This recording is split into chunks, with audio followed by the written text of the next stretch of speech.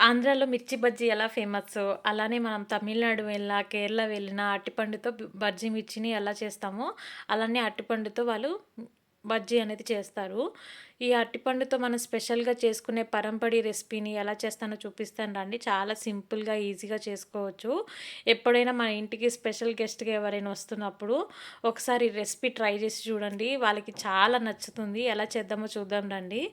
ముందుగా మనం ఒక మిక్సింగ్ బౌల్ తీసేసుకుందాము. ఇది తీసేసుకొని మనం బజ్జీ పిండి కోసము బ్యాటర్‌ని రెడీ చేసుకొని పక్కన పెట్టుకుందాము. దీనికోసము నేను ఒక బౌల్ తీసేసుకొని దాంట్లో ఒక కప్పు మైదా వేసుకున్నాను. అది వేసుకున్న తర్వాత దీంట్లో ఒక 2 టేబుల్ స్పూన్ బియ్యపు పిండి కూడా వేసేసుకొని ఒక హాఫ్ టేబుల్ స్పూన్ పసుపు కూడా వేసుకుంటే కలర్ బాగుంటుంది. బియ్యపు పిండి వల్ల కూడా క్రిస్పీనెస్ వస్తుంది. ఇది మొత్తం ఒకసారి కలుపుకున్న తర్వాత ఒక టేబుల్ స్పూను పంచదార కూడా వేసేసుకొని మొత్తం ఒకసారి కలిసేలాగా విస్కర్‌తో ఇలా కలుపుకోండి. మొత్తం కలుపుకున్న తర్వాత దీంట్లో మనం కొద్ది కొద్దిగా నీళ్ళు అనేది యాడ్ చేసుకుంటూ బజ్జీ పిండిలా కలుపుకోవాలి.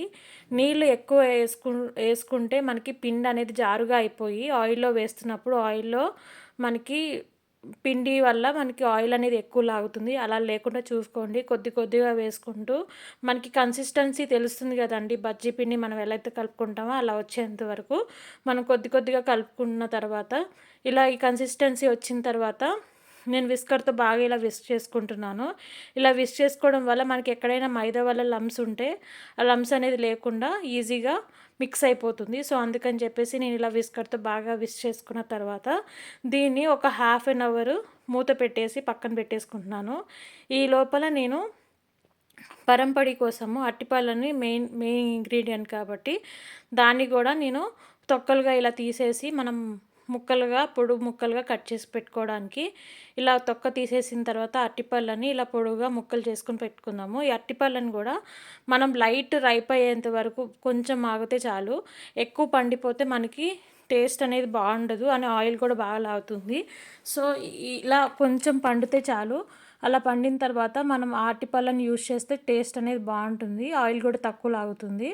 సో, ఇలా నేను అరటిపళ్ళని అన్నీ పొడవుగా కోసుకొని పక్కన పెట్టేసుకున్న తర్వాత ఈ లోపల మనం ఒక ప్యాన్ తీసేసుకొని దాంట్లో కొద్దిగా ఆయిల్ వేసేసుకొని డీప్ ఫ్రై అయ్యేంత వరకు కొంచెం వేడవ్వనివ్వండి. అది వేడయ్యే లోపల మనం ఆల్రెడీ కలిపి పెట్టుకున్న పిండిలో కొద్దిగా హాఫ్ టేబుల్ స్పూన్ ఉప్పు కూడా వేసుకుంటున్నాను. అది కూడా వేసేసుకొని ఒక హాఫ్ పించ్ సోడా వేసేసుకోండి. ఎక్కువ వేయకండి. ఎక్కువ వేస్తే మళ్ళీ ఆయిల్ కూడా బాగా లాగుతుంది. అందుకని చెప్పి ఒక హాఫ్ పించ్ వేసుకున్నాను. అది కూడా వేసేసుకొని మొత్తం ఒకసారి కలుపుకున్న తర్వాత మనం పొడుగ్గా కట్ చేసుకొని పక్కన పెట్టుకున్న అరటిపండు ముక్కల్ని కూడా వేసేసుకొని ఇలా రెండు వైపులా బాగా డిప్ అయ్యేలాగా డిప్ చేసుకొని పిండి బాగా పట్టేలాగా ఇలా ఆయిల్ బాగా వేడైన తర్వాత ఒక్కొక్కటిగా ఇలా వేసేసుకుంటున్నాను. ఆయిల్ బాగా వేడైన తర్వాత మనం వేస్తేనే అవి కింద అతుక్కోకుండా వస్తుంది. ఒకవేళ ఆయిల్ వేడవకుండా మనం ముందుగానే వేసేస్తే అది కింద అతుక్కపోయి మనం తిప్పుతున్నప్పుడైనా చేస్తున్నప్పుడైనా ఆయిల్ బాగా లాగేసి చాలా కష్టంగా ఉంటుంది. సో, అందుకని చెప్పేసి అలా చూసుకోండి. ఆయిల్ బాగా వేడైన తర్వాత మనం ఒక్కొక్కటిగా ఇలా వేసేసుకొని మనం బాగా డీప్ ఫ్రై చేసుకుందాము అటు ఇటు తిప్పేసుకుంటూ. ఇది ఎక్కువ కలర్ ఏం రాదండి. జస్ట్ లైట్ యెల్లో కలర్ లాగా వస్తుంది. ఆల్రెడీ మైదా వేసాం కాబట్టి ఎక్కువ కలర్ ఏం రాదు. కొంచెం బియ్యపు పిండి వల్ల మనకి క్రిస్పీనెస్ అనేది వస్తుంది. సో, ఇలా ఒక్కొక్కటి ఇలా తిప్పుతూ light yellow colour, light gold colour వచ్చేంత వరకు మనం ఫ్రై చేసుకుంటే సరిపోతుంది.